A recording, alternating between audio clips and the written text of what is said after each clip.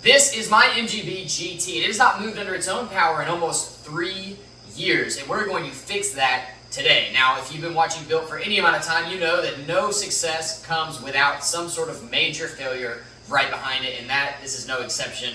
We had some major failures, which I'll show you later on in the video, but I did get the car to run and drive on its own. But to get there, we have to rewind to, I don't know, December of this past year when I started to try to get the parts together to actually make this thing move. Now, there's two main issues to solve right off the bat. It's that my transmission has never been mounted in this car at all. I had to modify the transmission crossmember. I don't know why it took me this long to get to it, but I had to do it. And so that was the first move, was to get the transmission mounted. Now, the crossmember was from a kit that was made for this swap, but it didn't exactly line up, so I had to make some modifications to make that work. So we'll get this guy out of here. This is where the transmission mounts, and it lines up pretty well, but it is in the wrong place. I need it back to about right here, but I don't know where we're going to go with it. Maybe we may go all the way back to there. I'm not sure. But yeah, we need it to move backwards. Our transmission engine sit a little bit further back than I guess was initially designed for this kit. I think that's probably going to do it right there.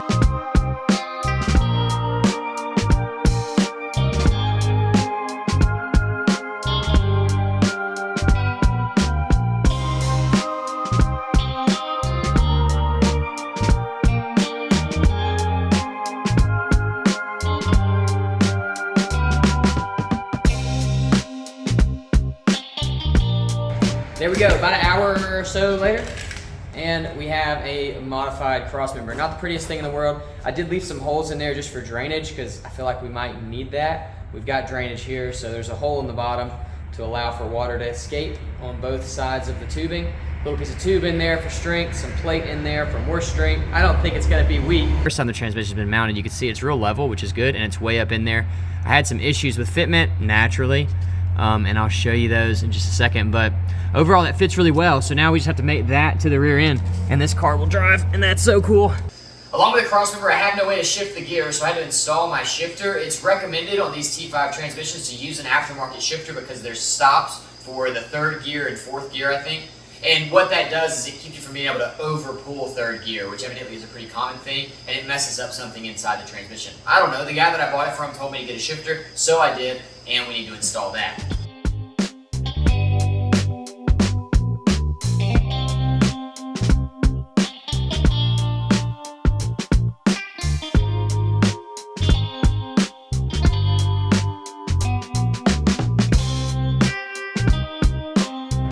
So sometimes you just need to start over, and that's the case with basically this entire car, but we're not starting over. We're gonna finish it, but I do need to start over down here.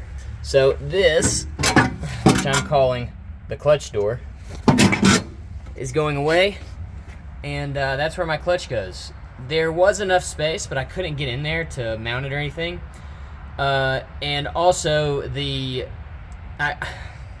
I feel like I need to go backwards. I fixed this a long time ago. It was one of the first things I did in the car, first floor pan I ever did, and it came out okay. I mean, you can see it's a floor pan, it's there. The welds are there as well, but it's sealed up mostly except for that part down there that you can't see because of the light, but we'll get that.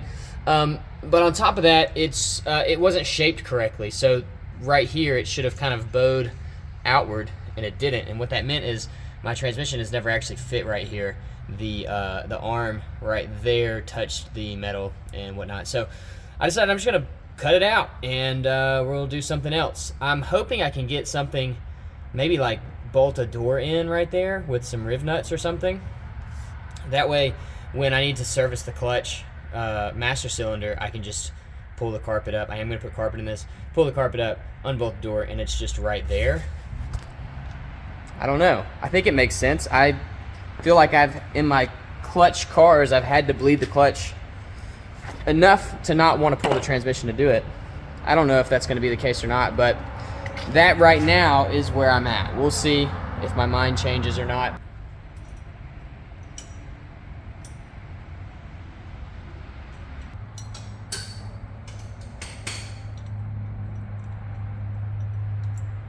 Right there with the plunger.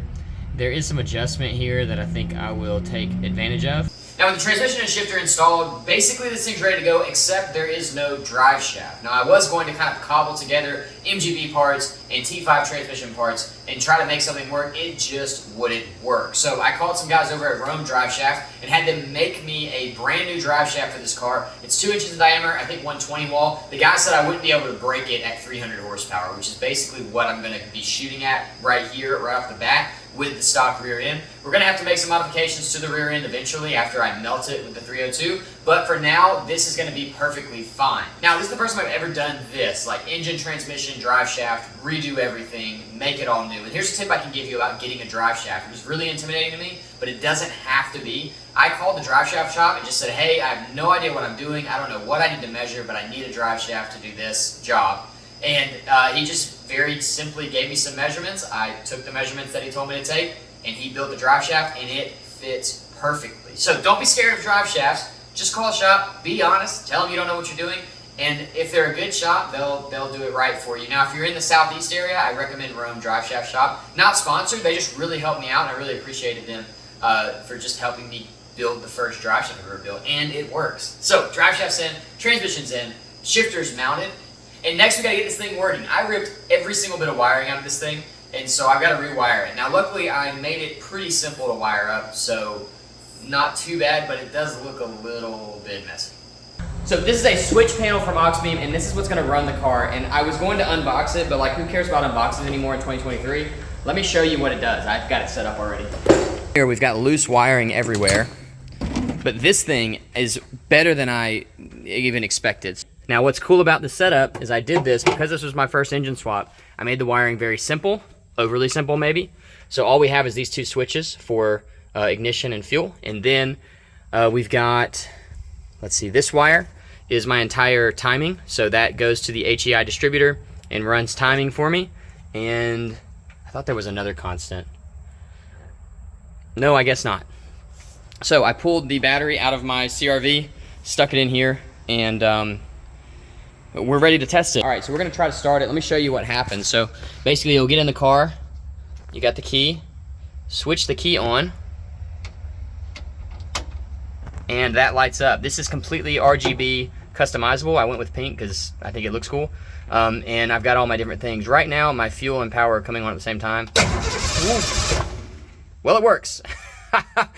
I accidentally changed the setting where all three of these things turn on all at the same time. So I've got to figure that out. The car can't actually start right now because the ignition's not plugged up. But there you go. That works. All right. I did a factory reset on this, and everything's working now. This is the wire that's connected to my distributor. This controls basically my ignition timing. So this is wired to the switch power for the key right now. So when I turn the key off, that takes away my distributor's ability to make spark, which should turn the car off. All right, so we'll go key on. This will be the run sequence. We got fuel. You can hear it. Not any fuel in there right now, I don't think, so that's okay. And then this, you'll see this one turns blue when you push the button. That means it's intermittent. Ooh, that sounded really good. That sounded really good. Okay, cool. So I obviously didn't start it. I'm gonna put some gas in it, and then we'll try to start it. And if it runs, then we can put it together, and I mean, we can move it.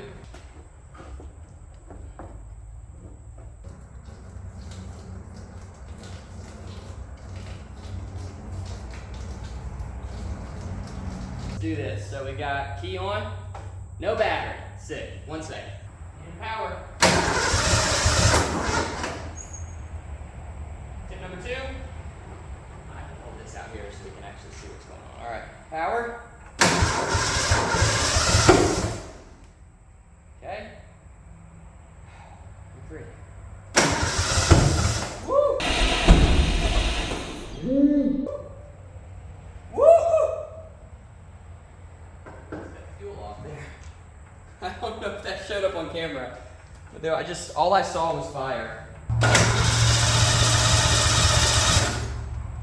As far as getting it started goes, I did make some headway.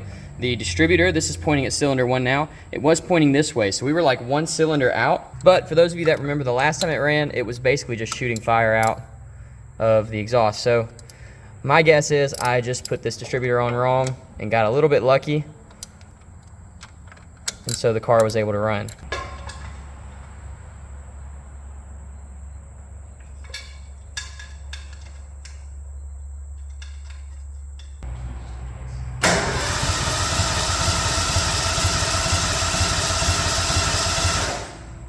Right now I've got it going 1.5 something something something something. The high output is 1.3 and then a bunch of other different ones. It's all different. So I'm gonna reroute all of these and start it, and I think it's gonna run. It should. I mean, I don't know why it wouldn't run.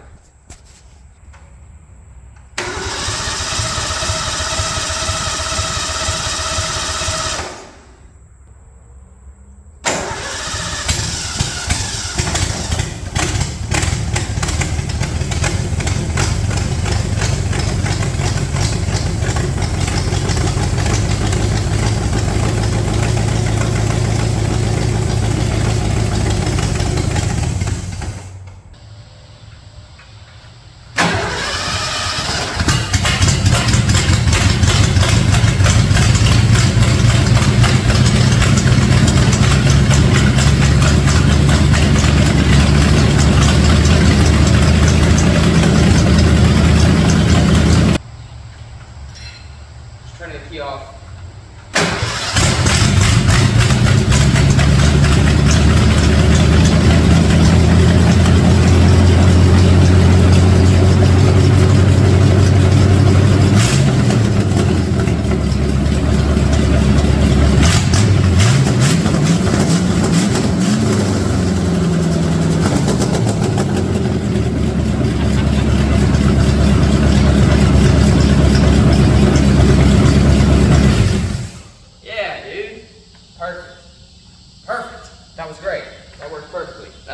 To do it.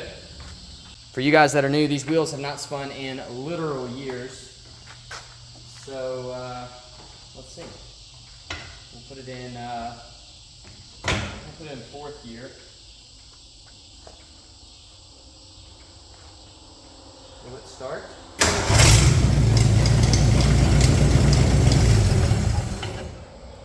It's a running car. That is a running car. Yes, dude. Yes.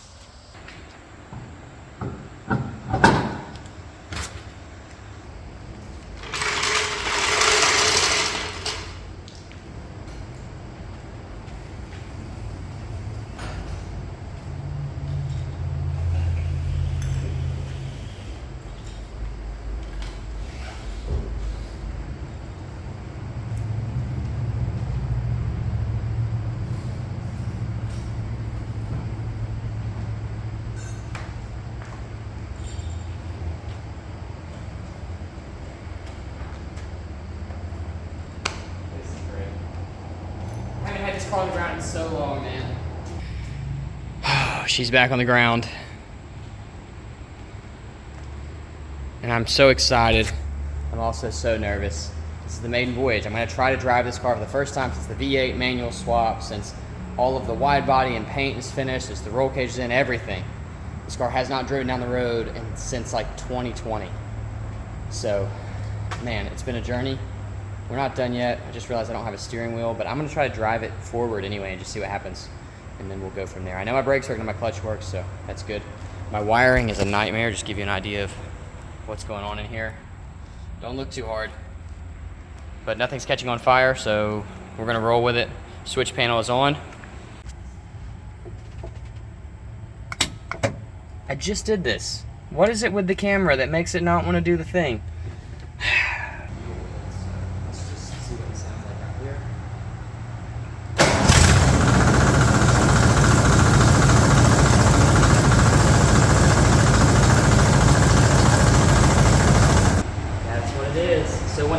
When I tightened the engine down, it pulled it down onto the steering rack. Okay, I just adjusted the engine a bit down here on the left side.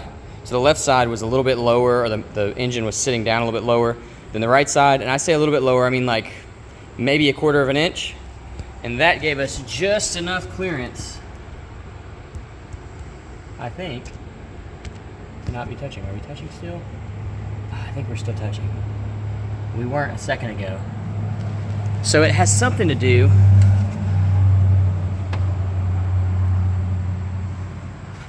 Let's just see. I mean, it's on the ground. We might as well just see. This car is so low, by the way. I'm getting a little distracted here, but I mean, obviously it looks fairly low. To give you an idea of how much lower it is than like a factory MGB, you see the subframe. That is going to cause issues, but we'll cross that bridge when we come to it, and it's a race car. I'll probably end up redesigning the subframe because I don't need it to be that low, really. Anyway, that's for another day. Let's see what happens. I'm going to bet that we have the same issue, but we're going to try it anyway. Let's see. Nope, we don't. Let's see if the gas pedal works. I've never had a working gas pedal.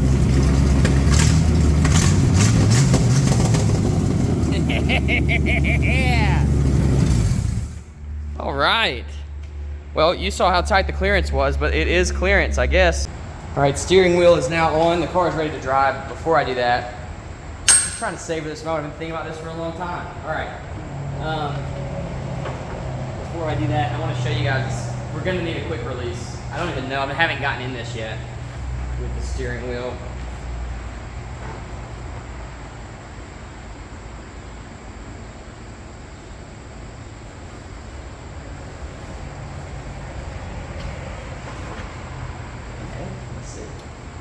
Go like that. What if I like that? Here we go. Oh, nothing to it. Oh, dude. Oh, man.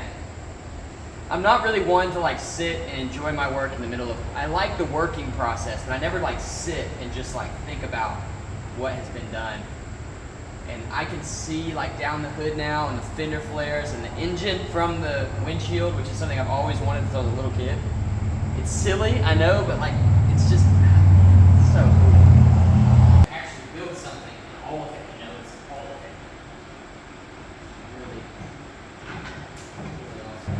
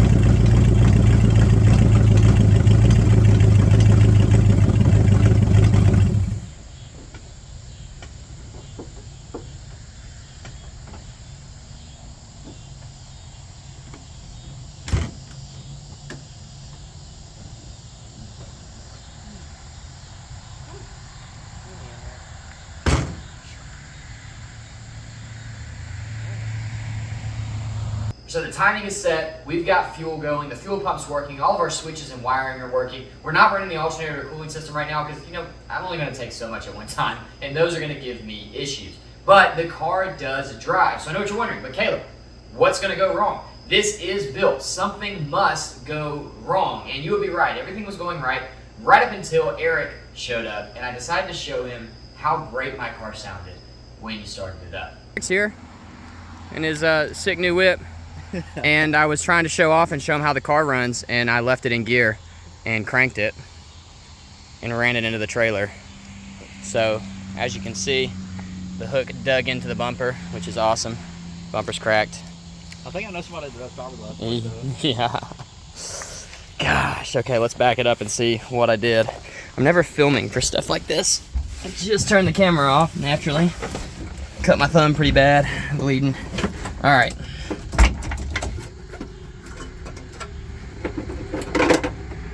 Oh goodness. All right, let's see. It's in neutral now.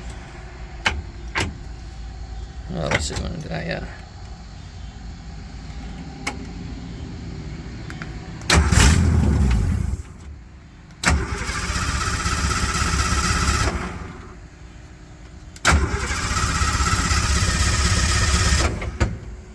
Well, that was short-lived.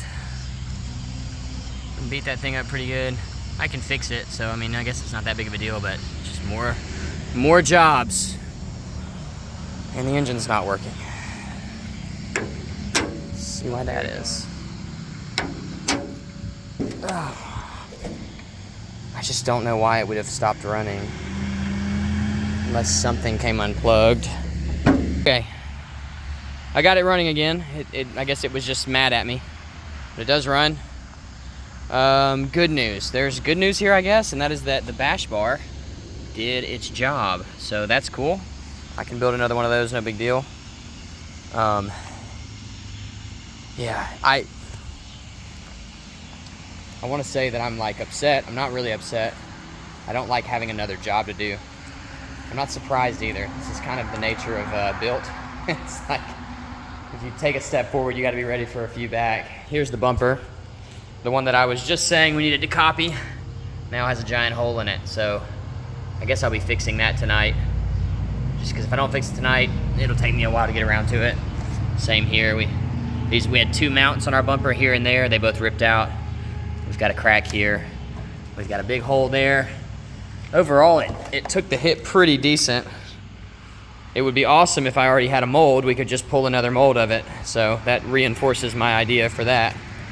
I'm gonna put it back on here and just see and make sure that the structure is okay, that it's still lined up on the car, which the bash bar may be bent. That's it. That is what holds this bumper. 1 second. Okay. It does seem like, yeah, it seems like it's pretty much held its structure. The bash bar is kind of pushing it around a little bit, but looks okay. Okay, so that could have been a lot worse. I know it looks really bad, but it's really not that bad. All right, so we're gonna take this off. We'll fix that tonight, I think. Just go ahead and do it. I can't paint it because I don't have any paint for this car yet, but I'll go ahead and buy some. That guy is gonna go right here. All right. That's a bummer, but I don't know. That's just, it is what it is. All right, let's put the diffuser on now, which needs a repair too. Maybe I should just repair them, both. All right, we broke it, but it's okay. I know how to fix fiberglass, and in a minute you'll know how to fix fiberglass as well. This does change the plans of the video a little bit. Instead of being able to drive it down the road, we're gonna have to just be happy with the driving footage we've got so far, because I want to have it complete when it drives down the road. We get the rolling shots for the first time. I want everything on there. So this is a great opportunity to teach you about fiberglass. Now there is another part of this car that's fiberglass that does need to be fixed, and I figured this is as good of a time as ever to go through a DIY fiberglass repair. We're going to repair it structurally here. I'm going to finish these all the way out off camera. It's just body working, but I will have a short coming out that kind of covers the whole process with the Ferrari diffuser. Anyway, 2 different methods, but they both work. As far as fiberglass goes, you can really do it a million different ways and get the same results. It's just what you prefer. So for the diffuser, I decided to use the expanding foam method. It's like the most popular YouTube car building method. And it is pretty easy in terms of getting the shape that you need. You just spray the foam in, let it expand, carve it, and sand it down to the shape that you want. Actually a little bit smaller than the shape that you want.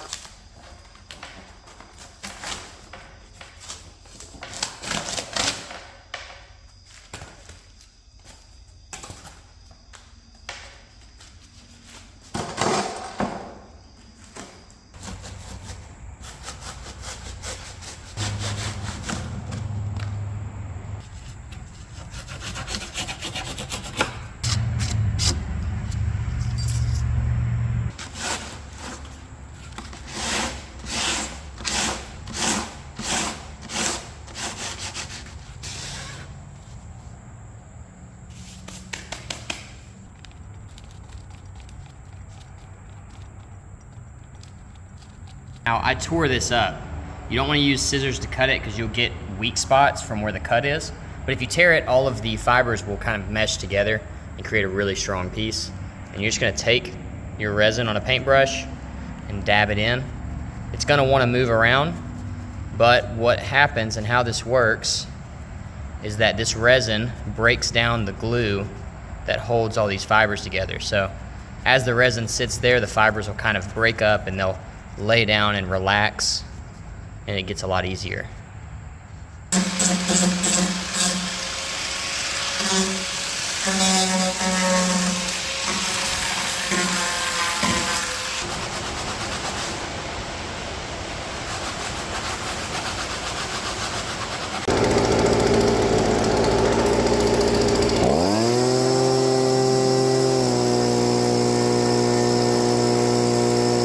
Ferrari part and the new part that I've made now need to be bonded together from the back. This can be ugly because you're never going to see it, and so I just put fiberglass strips all the way around the perimeter of the new part. That's going to make sure that it does not move at all, and from there it's structurally completely sound. Now again, I'll have a short that shows me finishing out the rest of this part, but we're going to stop there and move over to the bumper because I got to get this thing out of this shop.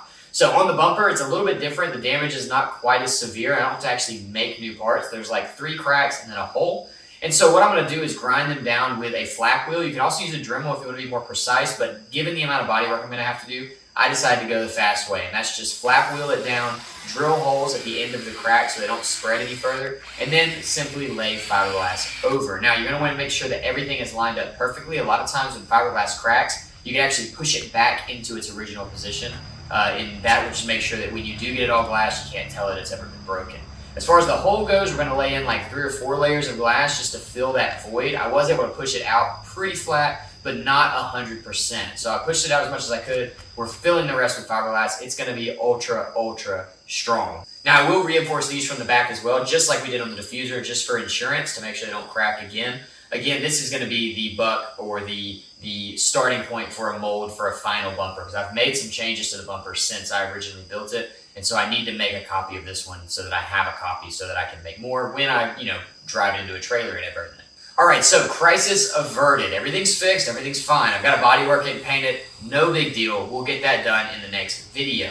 But the next time you see this car, we're going to be doing the cooling system, which is the rear-mounted radiator, so it could be a little complicated, and then wiring up the alternator and getting it relocated because it actually interferes with the hood right now. Once that's done, this car will be ready to race. Now, when I say race, I do mean race. We started an autocross event about a year ago now in my hometown. We've been running it every single month for the past year. It is awesome, and I plan to use this car there. We're going to be kind of workshopping suspension setups and changing things to make it perform well at an autocross event. That's the goal for this car. That's where this car is going. That's how this car is going to live its life. So we will get into that. We'll start digging into that. This year, we only have, I think, 2 more autocross events this year. The goal is to run it around the track at least 1 time. Over the winter, we'll rework the suspension, and then we'll start chasing numbers next year with the car.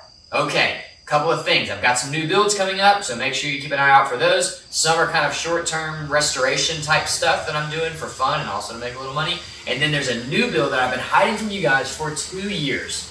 And it has been killing me not telling you that I've got this car, and we are so close. I've got to finish the shop, which this week I'm going to work on the wiring and everything else that we need to be able to get in the shop. And then once we get in the shop, I can show you the new big build, the new exciting build. Again, we're going to keep doing the MGB for my race car, but I've got a new build. It's so exciting, and I've just been putting it off because I've been trying to finish stuff, man. And we're finally finishing some stuff. And so make sure you check it out. Make sure you check back here. I hope you guys are glad that we're back. I'm so glad to be posting again. I'm still working my schedule out a little bit, like when I'm going to post. So now they just come up when I can get them out. But we'll be back to a regular schedule in no time. Thank you guys so much for watching. I'll see you in the next one.